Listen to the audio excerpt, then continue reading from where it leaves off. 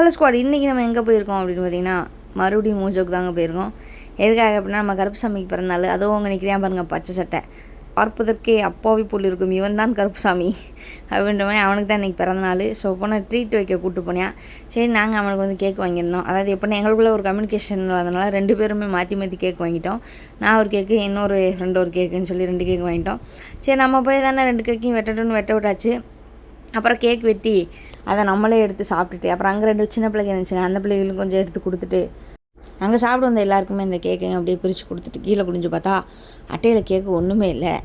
சரி, இதெல்லாம் சகஜண்டாமாப்பில் அப்படின்னு சொல்லி எடுத்துக்கிட்டு அடுத்து கருப்பு நமக்காக வாங்கி வச்சுருந்த சிக்கன் ரைஸ்குள்ளே புகுந்து நல்ல ஒரு ஃபுல் கட்டு கட்டிட்டு திரும்பி பார்த்தா ஜோ சரியான வேட்டை கட்டிகிட்டு இருந்தா. சரின்னு சாப்பிட்டுட்டு அப்படியே ட்ரீட்டை முடிச்சிட்டோம். உங்களுக்கு இந்த மாதிரி ஒரு பெஸ்ட் ஃப்ரெண்ட் இருந்து அவங்க பர்த்டே எங்கே செலிப்ரேட் பண்ணீங்க, எப்போல்லாம் செலிப்ரேட் பண்ணியிருக்கீங்கன்றதை கமெண்ட் பண்ணுங்கள்.